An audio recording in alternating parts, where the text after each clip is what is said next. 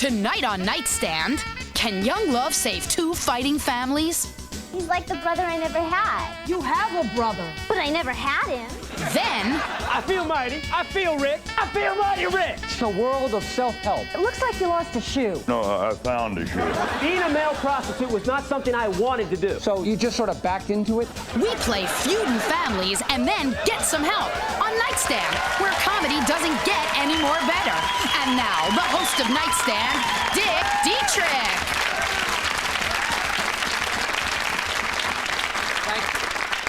Neighbors, we see them come and go, we smell them when they barbecue, and if we quietly hide in the bushes outside their bedroom window, we can hear them making love. But do we really know them? Four neighbors who know each other all too well are Turk and Lou Clampulette and Jan and Dean Montague. For the last 3 years, the husband's personal feud has escalated to the point where last week, both men were thrown in jail. Dean, tell us, how does somebody as well-dressed as you end up in jail, a place reserved for scum like thieves, rapists, and politicians? I don't know. I just want to enjoy my house. But how can I when I'm staring at all the rusted cars up on cinder blocks in his front yard? Hey, where do you want me to keep him? In my living room? No, no. Not if that means moving the toilet onto the porch again. Hey, pal, that's it. Fine, I'm getting it.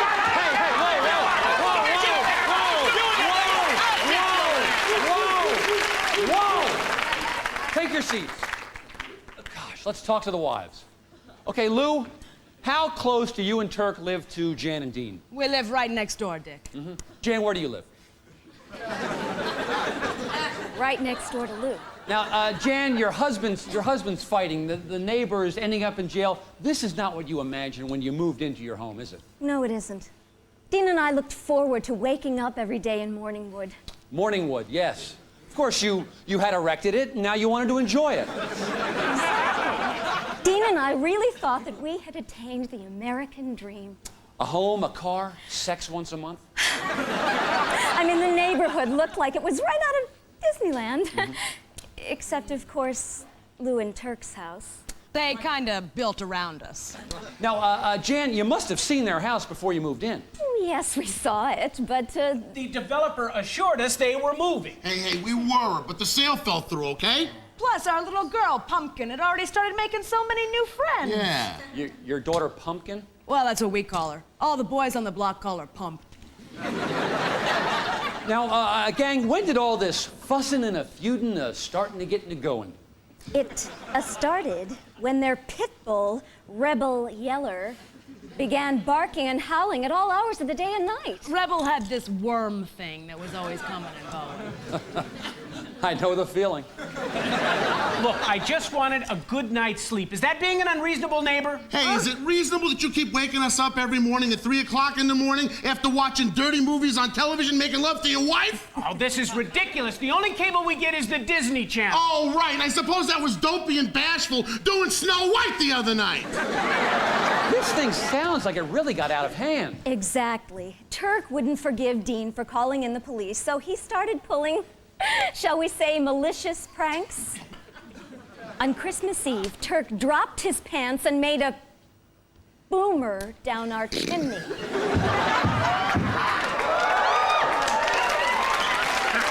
But I got back at him all right.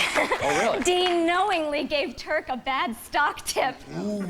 Yeah, and when that didn't work, I torched Turk's marijuana crop. Yeah, you bastard. That was prime stuff. Nice neighbors, huh? Yeah. Well, if you don't like living next to me, you can always move. We were there first. We got squatters' rights. Yeah, right down my chimney. That's right,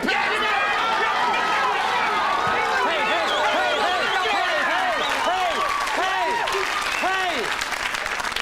Don't make me come up here! Take a seat. You're embarrassing your wives. Now, Jan, do you and Lou have anything in common? We have absolutely nothing in common. Lou, how about you? Not a thing. Uh-huh. But you want to be friends, right? Well, yeah, I guess. And Lou, Jan, you want to be friends, right? Sure. Well, you know, I got an idea. How about if the two of you just stand up and give each other a hug? How about that? Come on, stand up. How about it, audience? Shouldn't they? Come on, just stand up and give each other a hug. Go ahead. Isn't that beautiful? Isn't that great?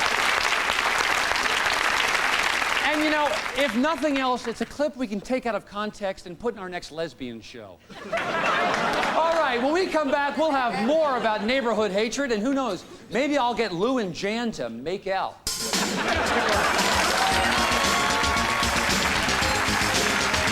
Have you ever run through the streets naked and drunk, smashing windshields? We have your purse. Give us a call at 555-DICKY. We're back with our feuding neighbors, the Montagues and the Clampulettes. Now, you know, folks, these feuds affect more than just family members. They also affect the children. Folks, you want to meet the kids? Well, let's bring them out anyway. Come on out, Pump and Tyler.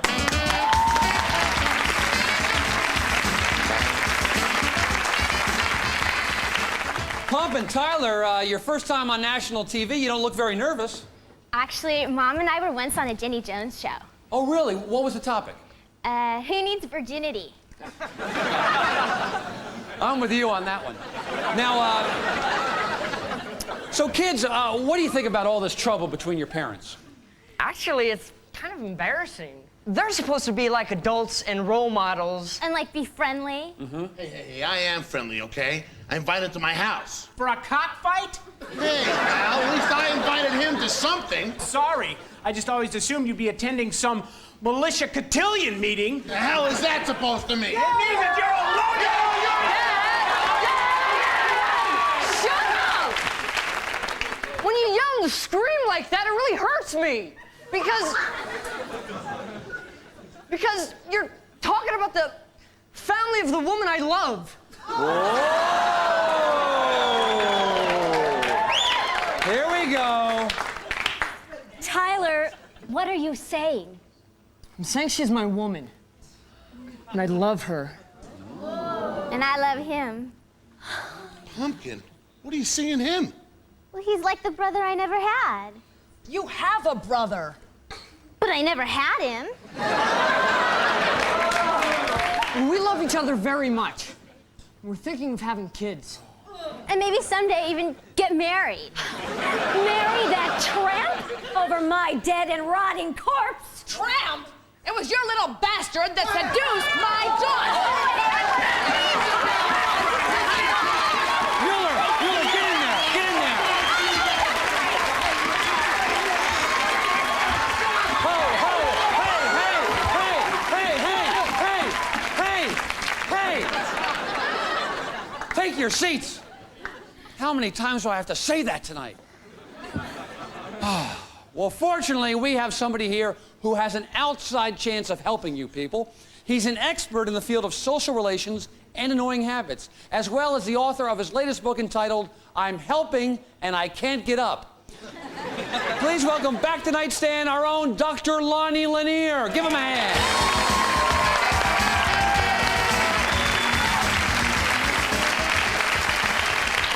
Dr. Lonnie, welcome back to Nightstand. Always good to be back, Dick. You know, something seems wrong here. Mueller, can we get a chair for Dr. Lonnie? We don't have enough chairs, Dick. A big budget show like this, we don't have chairs? Well, Dick, it was either the chairs or flying your niece in from Las Vegas. I don't have... Oh, my niece. Oh, well, we'll just have to work something out. Lou, could you sit on Turk's lap for a little bit? Sure, I guess. Oh, that's terrific. That's great. Dr. Lonnie, you take that seat. Very good. All right, Dr. Lonnie, this neighbor fighting neighbor thing, is this new? No, certainly not. It goes way back to prehistoric times. Well, of course, we all know about the Flintstones and the Rebels. But studies show that this antagonistic relationship is a natural one. Really? Is there any evidence to support this? Yes, Dick, there is.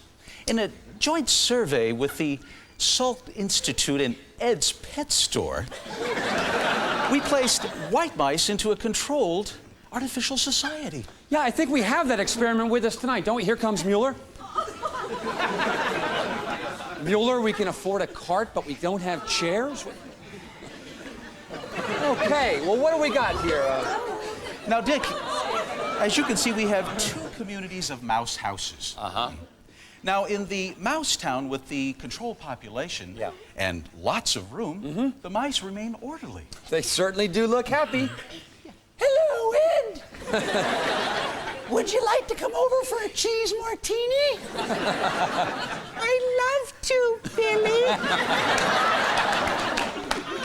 But in the overcrowded town, the white mice have become surly and have allowed their neighborhood to go to hell. Ooh, boy.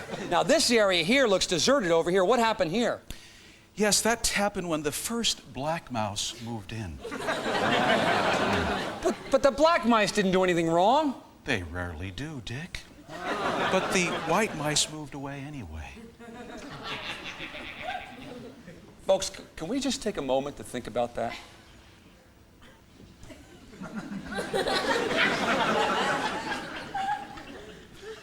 Okay, we're back. Now, Dr. Lonnie, getting back to these mouse houses, or I guess the plural would be mice heis. Does this experiment relate to our guests? Oh, not at all. But aren't they cute? Yes, they are. All right, when we come back, Dr. Lonnie will show us a neat mouse trick he learned in the Coast Guard. So stick around.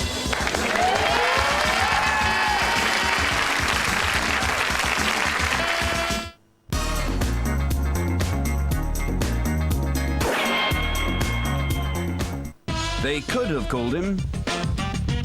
They could have called him.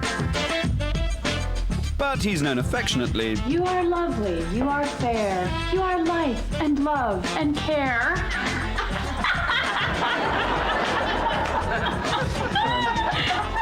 I wrote that for your mother on our wedding night as Dr. Love. No, seriously, it's... Ba, ba, ba, ba, ba. Comic genius Bob Newhart has his own show tomorrow at 8:30 on the Paramount Channel.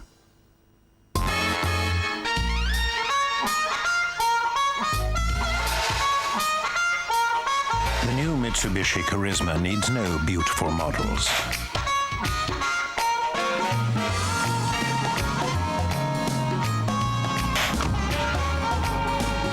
No exotic locations.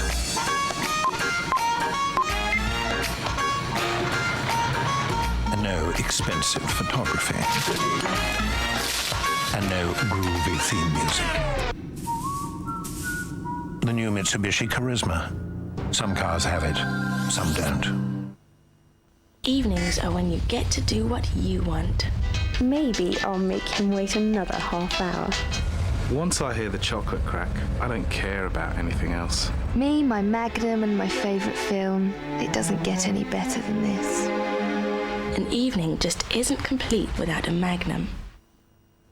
Dating can be tough when you're a beast. Do you ever come back?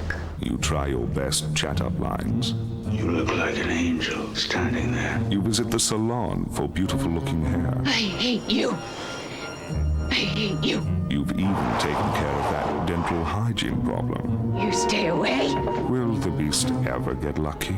There's some things worth risking everything for. Find out in Beauty and the Beast, tomorrow at 7 on Paramount.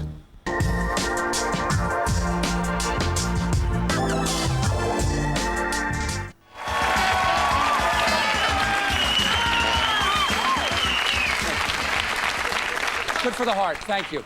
Welcome back. We're talking to two families at war, but as a great poet once said, war, hoo, good golly, y'all. What's it all about? Well, in our case, a third segment. Now, last segment, we saw Dr. Lonnie babble on about neighbors. Turk, were you impressed with his little mouse experiment? I can give a rat's ass. I'm sure you could. Your yard's full of them. What's that supposed to mean? You know what it means. You're disgusting. You're ruining our life and our neighborhood. Hey, why can't we enjoy our house and our property the way we see fit? By turning your front yard into a motorcycle graveyard? Why don't you shut up, Sarah Lee?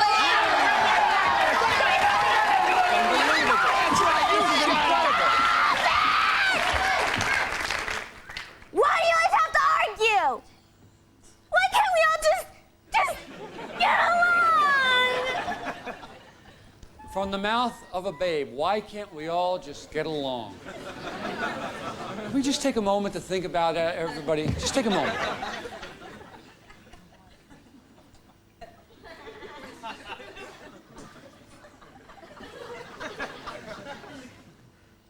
Okay, we're back.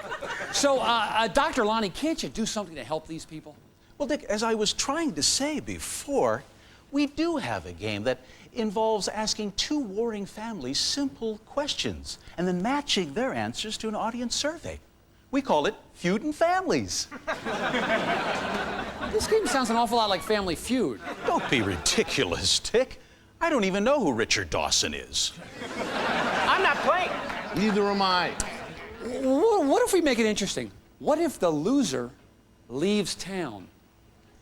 Leaves town? Oh, now this is getting tempting. This is stupid. We're not moving. That's right. Thank God.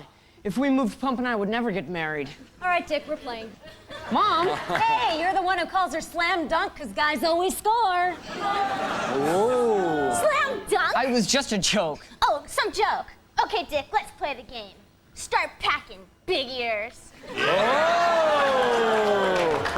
Okay, I can see us mending fences already. So stick around to see if the Montagues and the Clampulettes can mend their fences when they play Feudin' Families right after this.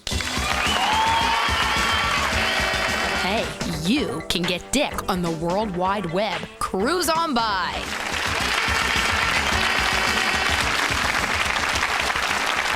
Okay, we're back, and to recap for those just joining us, we've had a bunch of arguing, and now we're going to play a game. Right, Dr. Lonnie? I couldn't have said it better myself, Dick. All right, shall we meet our families, folks? Yeah! Let's welcome the Montagues! All right, here we go. Oh, very good. And how about a hand for the Clampulettes?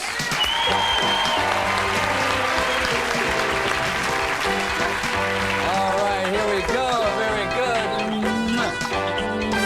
Hey, no tongue. All right, you know the rules. Whoever matches the number one answer wins the round. Let's start with the dads. Come on up here. Okay, here we go. 3 answers on the board. Here's your question. Your neighbor goes out of town for a week. What would you do while he's gone? Pick up his papers.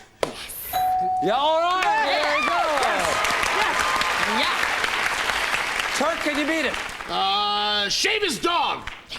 Oh, okay. Montague's control. What's it gonna be? Jan, your neighbor's out of town. What do you do? Pick up his mail. Is it up there? Good answer. Number 3 answer. Very good. Good answer. But the top answer is still unanswered. Tyler, what's it gonna be? Use their phone to call 1-900-BIG-JUGS? 976 numbers, is it there? No. Okay, number 1, still up for grabs. Clampulettes. Your neighbor's out of town. What do you do? Now, when those old folks went to Branson, what do? We swam in the pool. Yeah. Watch wrestling on their big screen TV.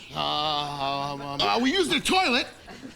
Okay, Clampulettes, we need an answer. What's it gonna be? Your neighbors are out of town? Have sex in their bed. Is it up there? Sex in the bed? No! Montagues win! Okay, but the number 1 answer to the question, your neighbor's out of town, what do you do? Everybody feed the pets and smell the wife's underwear. Really? Dr. Lonnie, where did you ask these questions? Well, Dick, we polled 200 people at a monster truck pull and a wet T-shirt contest. Oh, I thought these questions sounded familiar. Okay, let's bring on the moms. Lou and Jan, come on up here. Get him, baby. Come on, yeah. Come on, Lou. Hands ready? Okay, here's your question. You're able to see into your attractive neighbor's bathroom. What do you do? Send them an anonymous letter and keep my shade pulled. Is it up there? The number 3 answer. Very good. Clampulettes, can you beat it? Keep the lights off so they can't see you watching them. Very good. All right, Clampulettes, control. Okay, Pump. Neighbors, bathroom, naked. What do you do? Stare at their plumbing and wonder? Check out the pipes. No. All right, Turk. What do you do when you can see into the neighbor's bathroom? Install a one-way mirror, get a 60mm lens, some high-speed film, and an infrared flash, and take a bunch of home movies before the neighbors get nosy. Could you be a little more specific? Shoot some home videos? Shoot some home video. Is it there? Very good. But the #1 answer is still up for grabs. Montagues, do you have an answer? Phone them. Used to have binoculars. See you in their bathroom. What do you do? Service yourself. Yeah. Ask these questions at a tractor pull. Service yourself. Come on. No, Service. I need an answer. We'll say service myself. Yes. Okay, is it up there? Yes, the #4 answer. So to clap you, let's win the round. All right. But the #1 answer to the question, what do you do when you see in your neighbor's bathroom is? Sell some tickets! Oh, very good. Okay. Hey, let's play Junior Feud. Come on up here, you two. Come on, sweetheart. Come on, baby. Come on.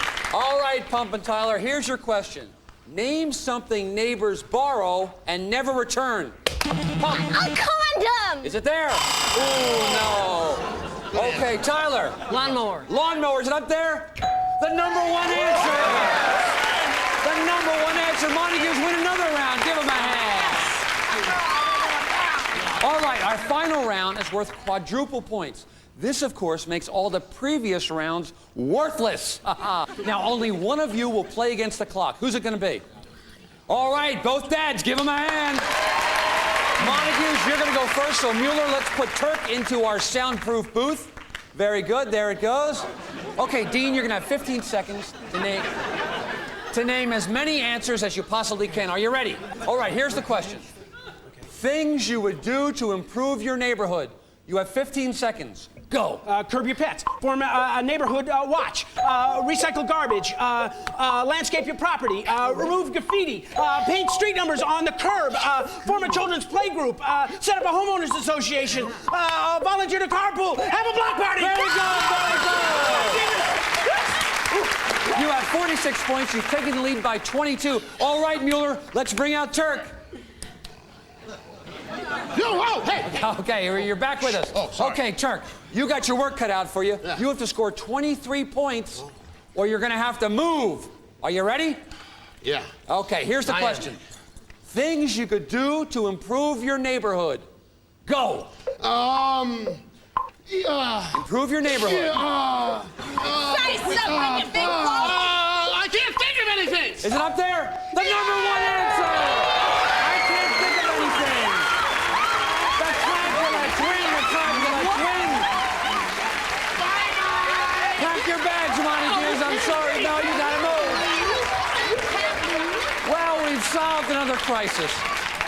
And sure, it may involve some major dislocation trauma on the part of our parties, but like the American Indians and the Japanese Americans in World War II, they'll get used to it. For now, I'm Dick Dietrick. Hey, Nightstand isn't over yet. There's a brand new show coming right up.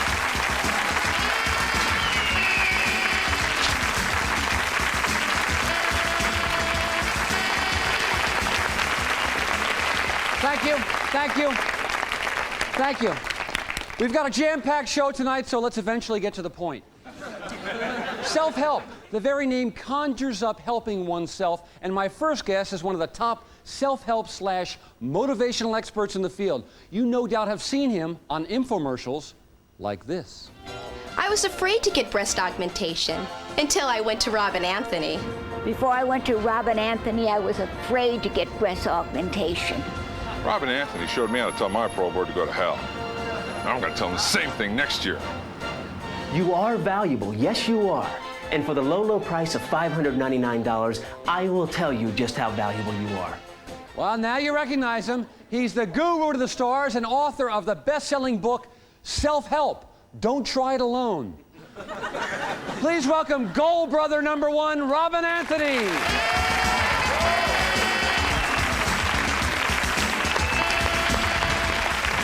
I haven't seen enthusiasm like that since Anna Nicole Smith was on our Salute to Comatose Billionaires. So, Robin, 10 items or less. Why are you so gosh darn popular? I live to help people, Dick. Like the people I see here in your audience. How many of you have let opportunities slip away because you didn't speak up? Or you didn't step forward, and because you didn't, some schlump got the job or won the prize? Ooh, some hands are going Show up. of hands, let's go. Hands Be are honest, going up. how many of you have had this happen? Come on. Quite a few. Mm-hmm. Down here. Uh-huh. A number of you. Well, don't let it happen again. You have to attack life. You gotta slap it around, kick it, beat it up. You gotta grab it by the throat, lift it up, and choke it till it's in a state of erotic asphyxiation. Because if you don't, people less deserving than you will get all the breaks. And we don't want that now, do we? No. Of course not. No. So, all of you stand up. Okay, folks, Come on, stand up. stand up. That's it, everybody. Now, turn to the person next to you, look them square in the eye, and say, I am better than you, you're a loser. Let's hear it. Better than you, you're a loser. Louder, I can't hear you. I am better than you, you're a loser. One more time, you're a loser. I am better than you, you're a loser. That's it. Now don't you feel better? Yeah.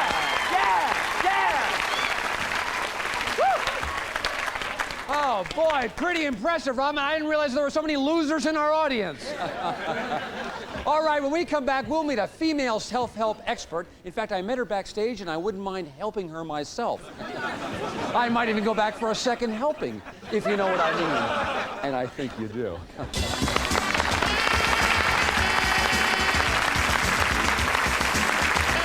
Are you a nymphomaniac who hates sex? If so, give us a call. Now, while Robin likes to work from the inside out, our next guest is a lady who likes to work from the outside in, and nobody's outside has a bigger effect on my insides than she does. Please welcome Terry Cole Williamson.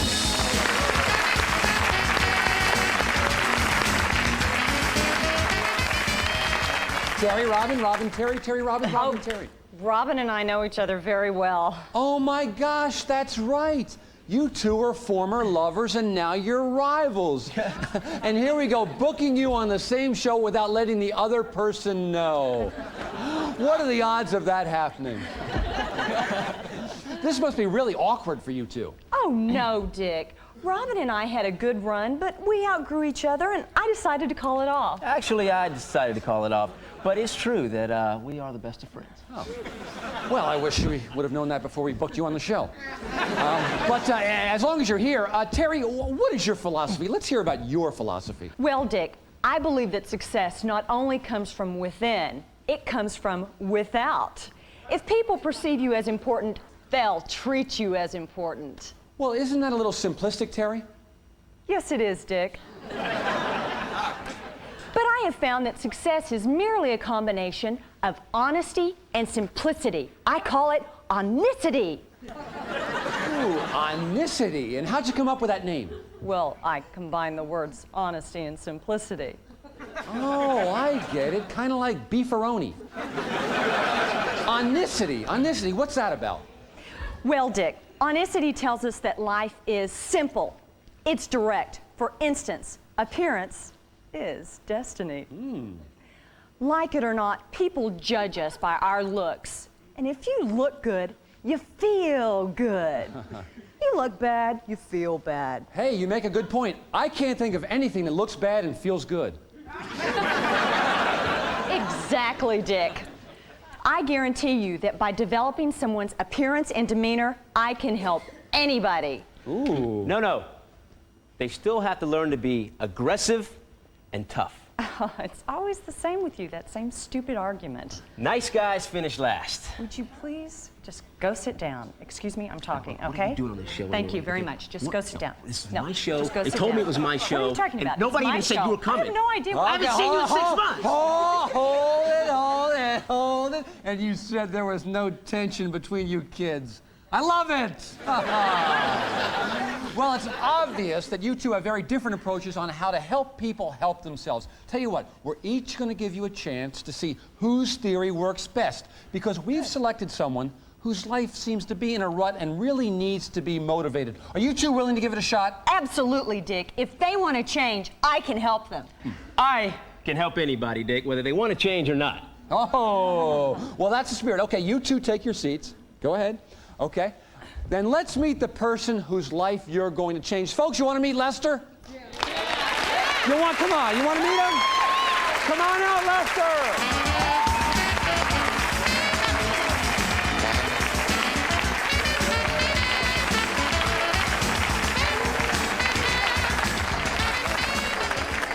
Well, welcome to the show, Lester. How you doing about you?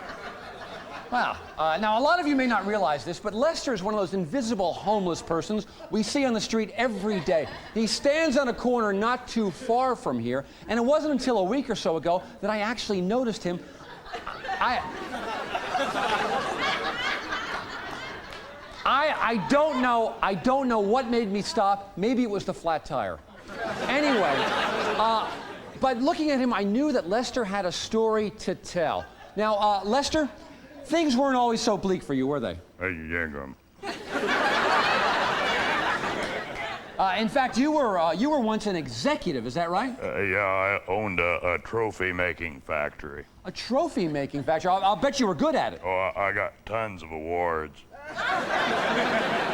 And then, Lester, things took a turn for the worse for you, didn't they? Yeah, the business collapsed, and my wife left me. I lost my house and my car and my sense of smell. Well, that might have been a blessing. But you know, Lester, we look at you and we realize that any one of us here tonight could be in your situation. We just thank God it's you. All right, can we turn Lester's life around? When we come back, we'll see if indeed there's a pot of gold at the end of the tunnel. Stick around.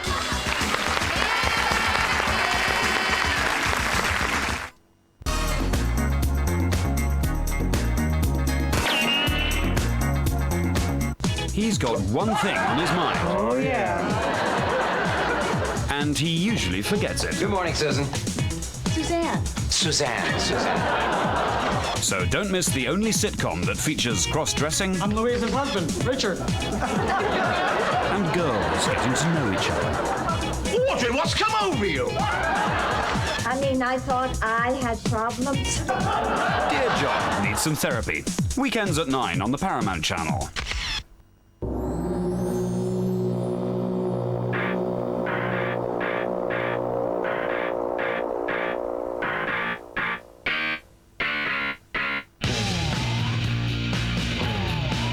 This year's Olympics are in Atlanta, but the games will be everywhere. The Bud World Party. A great time to share a Bud with friends, no matter where you are. Budweiser, proud sponsor of the '96 Summer Games.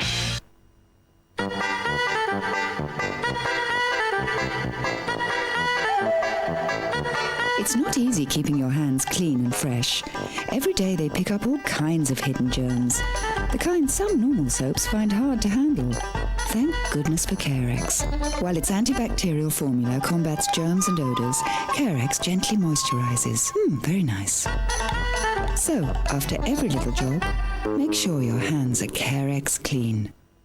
Wings, the official airline of New England, proudly announces service to New York, Boston, Nantucket, and now the world.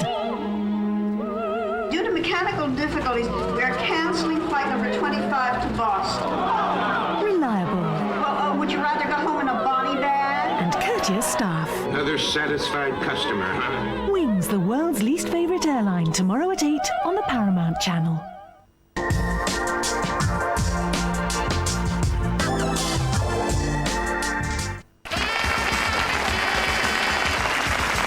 Welcome back. We're making a difference tonight. We're with self-help guru Robin Anthony and guruette Terry Cole Williamson, and they're about to take the Dietrick challenge by seeing if they can really improve Lester's life.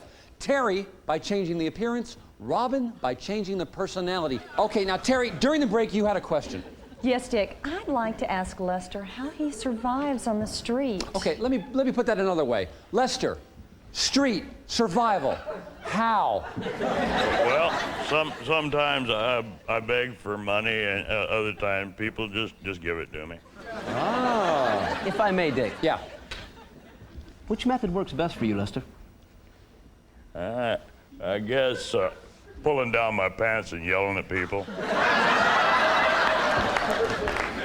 Now, Lester, we wanted to get a sense of what your life was like on the street, so we sent a camera crew out and we pretty much videotaped your typical day. So audience, watch the monitors. Folks at home, watch your TV sets. All right, here you are. It's morning rush hour. Yeah, it's a great thing. Working pretty hard for it there. Yeah. Okay, and here you are at lunchtime. Yeah, take a break now. And now it's siesta. You know, it's fortunate you live so close to work. And here's tea time. Yeah. You know, one of the things, problems with showing what you do on a typical day, Lester, is you don't do much on a typical day. Here's some interaction with somebody. Do you remember what you were saying to this guy, Lester? Yeah. I was explaining how the CIA is beaming radio waves into our brain. Oh, okay. Well, there it is, Lester. You know, maybe I'm wrong, but here you are. You're living on the streets in clothes that haven't been washed in God knows how long. I mean, Lester, do you ever think that there's a better life out there for you? Like what? Robin, he's all yours. Lester, do you have a goal? I try very hard not to let the kids set me on fire. Lester, you're settling. It's apparent that you've never had a real goal. It's apparent you've never been set on fire.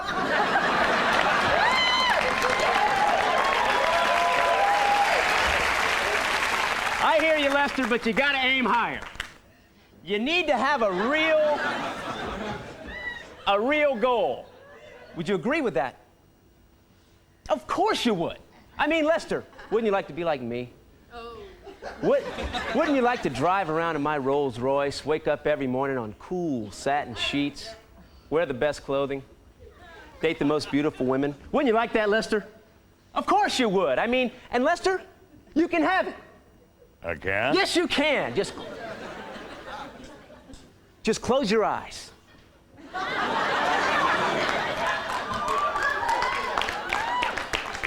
Now, visualize yourself in my house. What do you see right now? I see you tied to a chair while I go through your stuff.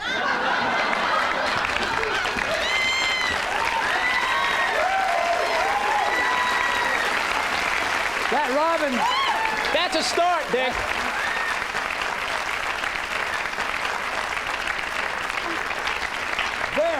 Very impressive, Robin. Very impressive. Dick, this may provide a momentary, temporary change, but in 15 minutes, he'll be right back where he started. And how do you know that? Because your cures last just about as long as you do in bed. Oh, yeah! Well, that's telling her. Dick, look at him. This look condemns him to failure. I mean, this jacket here. Lester should never, ever wear earth tones. Especially when they're real earth. Plus, these pants look like they were made for someone else. They were. It shows. And what's with this look? It looks like you lost a shoe. No, I found a shoe. Terry, I understand you've brought along some outfits for Lester to try on, is that right? That's right, Dick. But first, we're going to clean him up using some special shampoos and cleansers that I've created and sell at incredibly low prices. Oh, frou-frou shampoos on this guy? Good point, Terry. Will your shampoo work on rodent droppings and dried saliva? Like a charm, Dick. And when we're done, you will see Lester's inner confidence bloom as soon as we unveil his outer appearance. Terry, why don't you explain to us exactly what you did with Lester? Well, Dick, obviously we had our work cut out for us. But you know, once we chiseled away Lester's underwear, things went very smoothly. We gave him a shower, a haircut, and a delousing. As we did these things, you could see a real change begin to take place within him. Ooh, well, the moment of truth is here. Folks, are you ready to meet the new Lester? Come on out, Lester!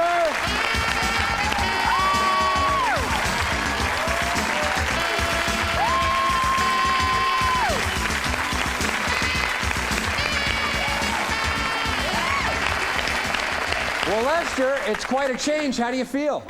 All right, I guess. Dick, what happened is a simple transformation so that Lester is no longer embarrassed by his own appearance. Like this jacket, for instance. Yeah. The finest quality.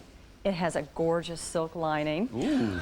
You know, but what it does is it gives him his dignity back. Uh-huh. And notice the pants. Uh-huh. Nicely tailored, quality fabric. Lester?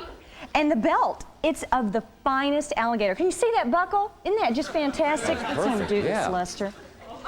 Okay. And what this does is it makes Lester feel important. Uh-huh. But it's not only the exterior. Let's look at his underwear. Okay. You get that? There we go.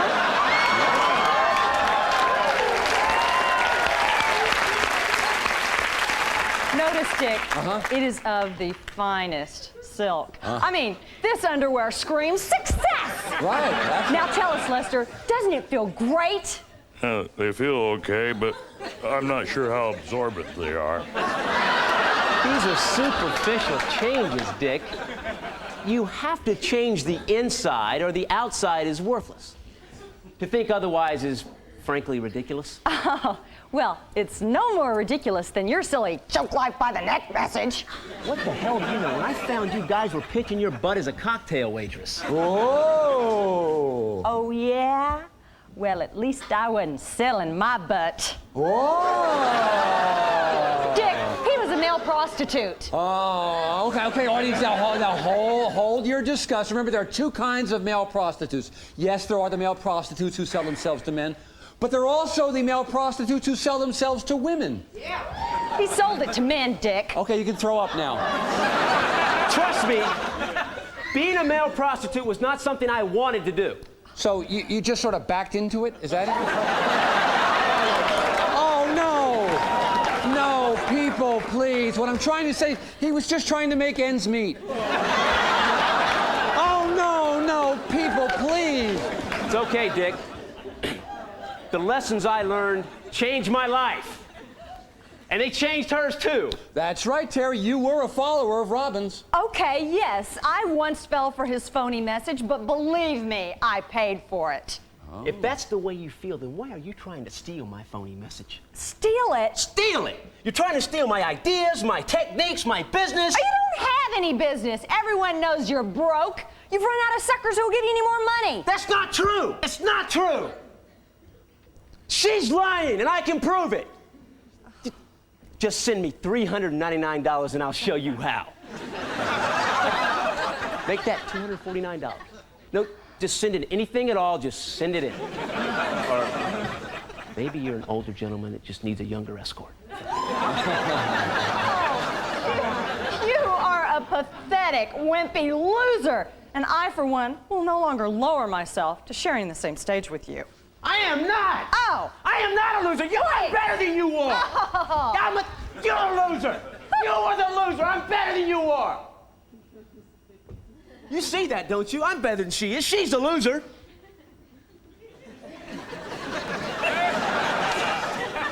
Why are your pants down? I'm trying to get in touch with my inner self.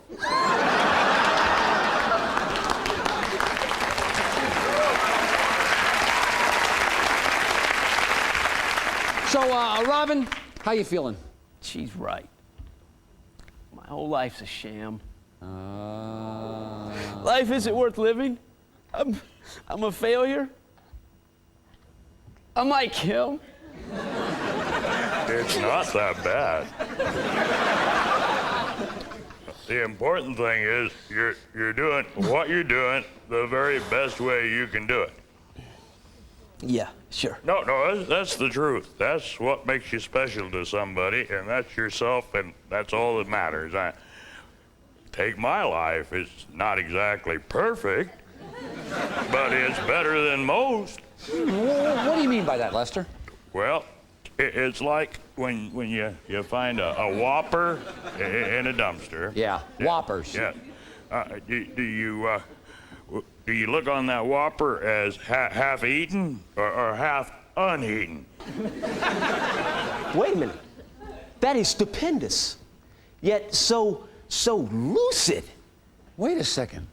It's stupid. No, it's pure. It's basic. I can make $1 million on this idea. Lester, can we go somewhere and talk? Where did you get this idea? The aliens told me. Give them a hand, everybody. Well, it looks like we've just seen the beginning of a beautiful friendship. All right, so what have we learned tonight? You know, a thought just came to me as to what we learned, and I'd like to read it to you. You know, I think it was in the Bible when Lazarus said to the Fallopians, God touches those who touch themselves. And I think we were all touched tonight. Thanks, big guy, and can you get us a better time slot in Cleveland? For now, I'm Dick Dietrick.